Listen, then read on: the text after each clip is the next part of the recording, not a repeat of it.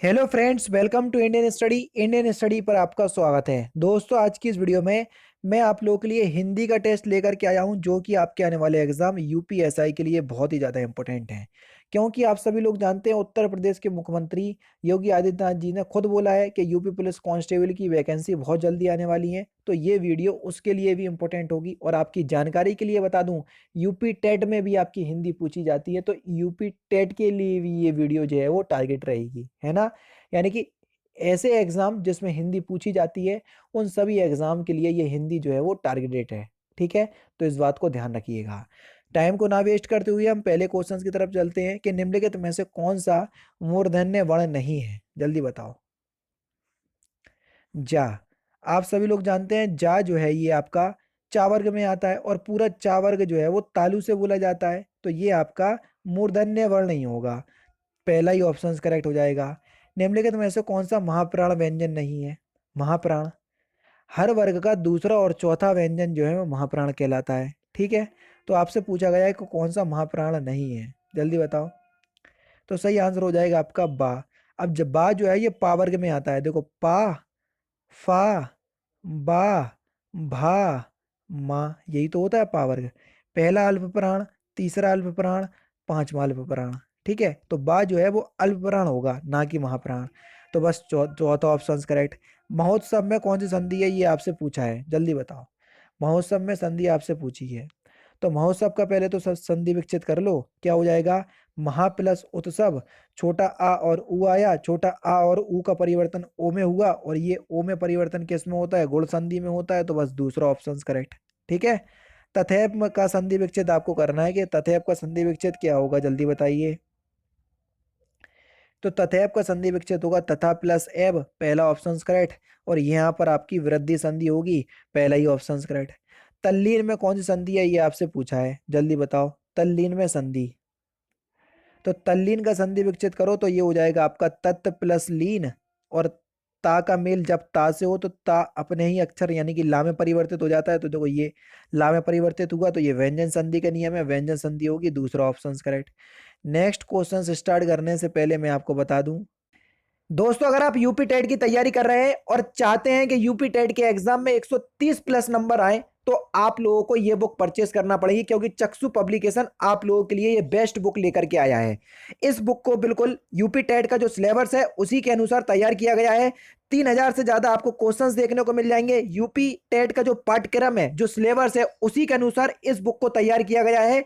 और 2 solve paper हैं last year के, जिससे आपको ये आइडिया मिल जाएगा कि इस बुक में जो मटेरियल है वो आपके लिए यूजफुल है कि नहीं। क्योंकि इस बुक को बिल्कुल हूबहू उसी तरीके से तैयार किया गया है जैसा कि आपके एग्जाम यूपी टेट में पूछा जाता है।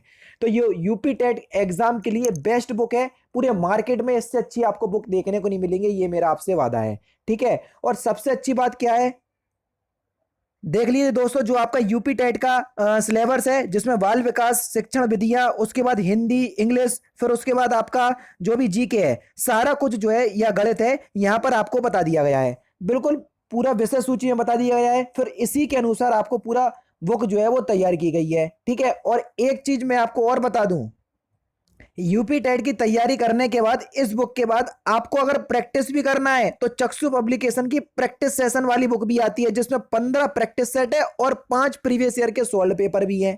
तो यहां से आपकी तैयारी जो है वो और बेहतर हो सकेगी। समझ रहे?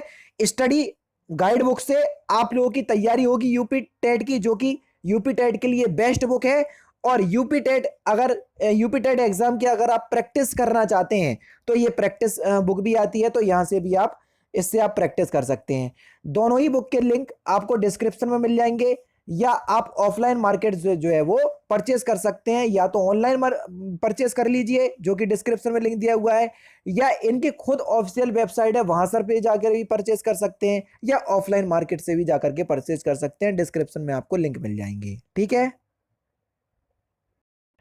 नेक्स्ट क्वेश्चन, निम्नलिखित में से अशुद्ध वर्तनी की पहचान कीजिए। जो अशुद्ध यानी कि गलत है, तो सही आंसर हो जाएगा द्वंद्व। द्वंद्व आपका इस प्रकार से लिखा जाता है ना। तो चौथा ऑप्शन करेक्ट। निम्नलिखित में से कौन सी शुद्ध वर्तनी है, जल्दी बताओ। वर्ण, वर्ण शब्द जो है ये शुद्ध वर्तनी का उदाहरण है, पहला ही ऑप्शन यहाँ पर आपका बिल्कुल करेक्ट है। जब दो शब्दों में एक सार्थक और दूसरा निरर्थक हो तब किस विराम चिन्ह का प्रयोग किया जाता है? तब हम किस विराम चिन्ह का प्रयोग करते हैं? योजक चिन्ह, तीसरा ऑप्शन करेक्ट। हे ईश्वर सबका कल्याण हो, इस वाक्य में किस विराम चिन्ह का प्रयोग हुआ है? तो सही आंसर हो जाएगा सर विस्मयादि बोधक विराम चिन्ह, दूसरा ऑप्शन करेक्ट। निम्नलिखित में से कौन सा शब्द व्यक्तिवाचक संज्ञा नहीं है?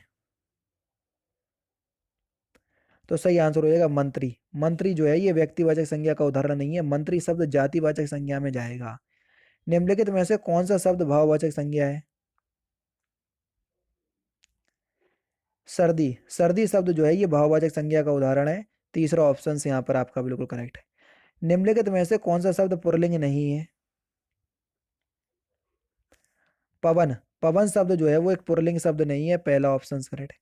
कौन सा शब्द स्त्रीलिंग नहीं है? जो स्त्रीलिंग नहीं है वो आपको बताना है।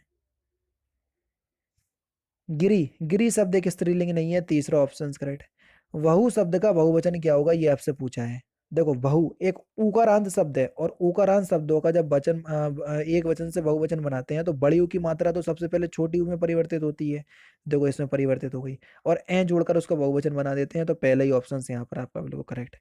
चूहा बिल से बाहर निकला, इस वाक्य में कौन सा कारक है? अब देखो से कारक चिन्ह का यूज हुआ है, चूहा बिल से बाहर निकला तो बिल से अलग हुआ ना, जब से कारक चिन्ह का यूज अलग होने के लिए होता है तो वहां अपादान कारक होता है, तो चौथा ऑप्शन से यहाँ पर आपका बिल्कुल करेक्ट होगा। निश्चयवाचक सर्वनाम का आपको चयन करना है, कौन सा निश्चयवाचक सर्वनाम है? वह और यह, ये दोनों शब्द आपको निश्चयवाचक सर्वनाम में देखने को मिलते हैं, पहला ऑप्शन से यहाँ पर आपका बिल्कुल करेक्ट है। निम्नलिखित में से कौन सा गुणवाचक विशेषण नहीं है, जल्दी बताओ। तो सही आंसर हो जाएगा आपका दूसरा। दूसरा शब्द आपका ये संख्यावाचक विशेषण में जाएगा, ना कि गुणवाचक विशेषण, तो चौथा ऑप्शन करेक्ट है।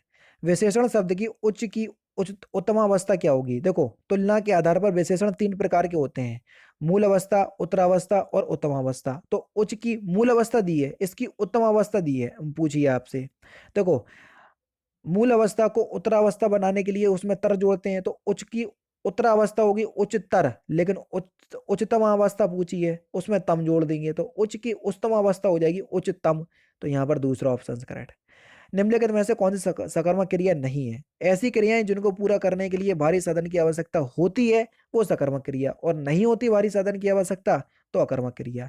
खाने के लिए भारी साधन की आवश्यकता होगी इसलिए सकर्मक है, गाने के लिए गाने की आवश्यकता होगी इसलिए सकर्मक है, पढ़ने के लिए किताब की आवश्यकता होगी इसलिए सकर्मक है, सोने के लिए किसी की आवश्यकता नहीं होगी भारी साधन की, तो इसलिए ये अकर्मक है। यही तो पूछा था कि कौन सी सकर्मक नहीं है, तो बस चौथा ऑप्शन करेक्ट।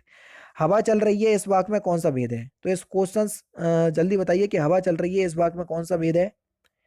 तो इस वाक्य में नित्य बोधक यानी कि निरंतरता का बोध हो रहा है ना, इसलिए यहां पर आपका चौथा ऑप्शन करेक्ट हो जाएगा।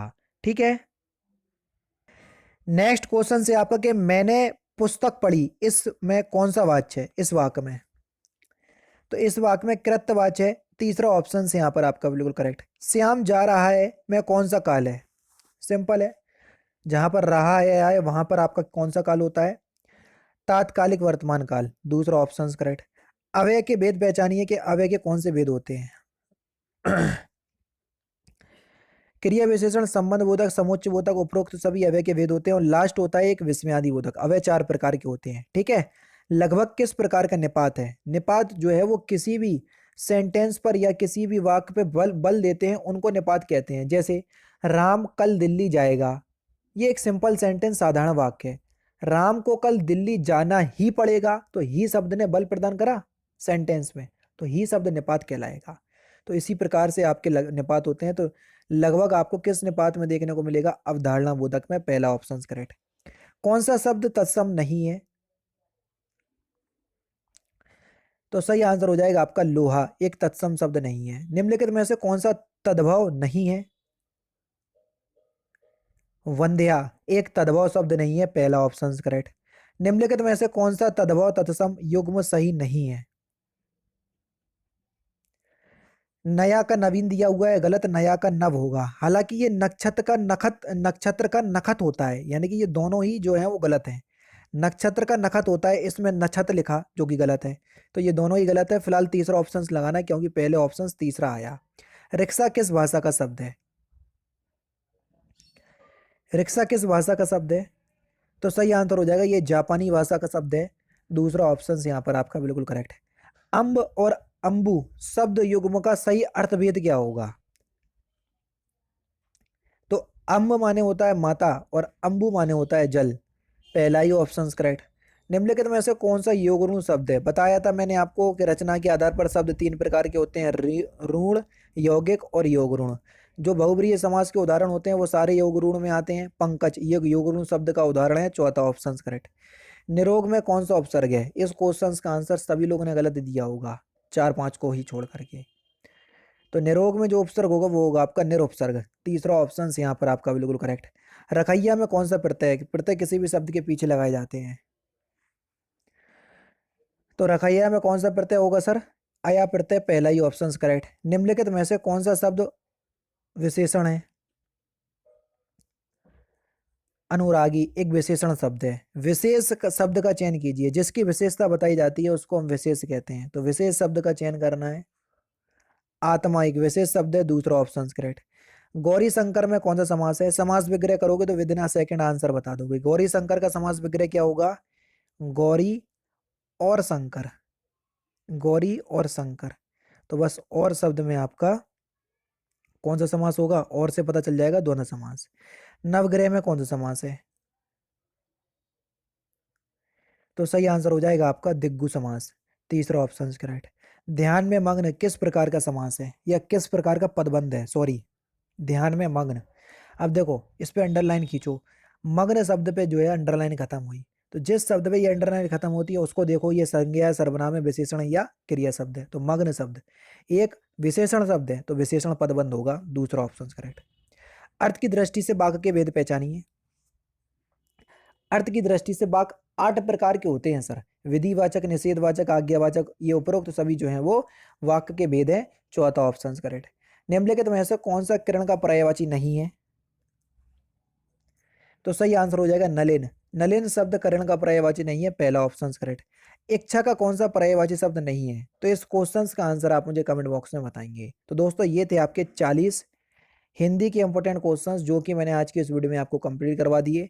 वीडियो अगर आपको अच्छी लगी हो तो प्लीज़ दोस्तों वीडियो को लाइक और शेयर जरूर कर दीजिएगा। तो दोस्तों फिलहाल की वीडियो में तो सिर्फ इतना ही। अगर आपको वीडियो पसंद आए तो प्लीज़ दोस्तों वीडियो को लाइक कीजिए, शेयर कीजिए और साथ ही साथ हमारे चैनल को सब्सक्राइब करना ना भूलें, क्योंकि मैं रोजाना इसी तरह की वीडियोज़ आप लोगों के लिए लाता रहता हूँ। नमस्कार दोस्तों, जय हिंद, जय भारत।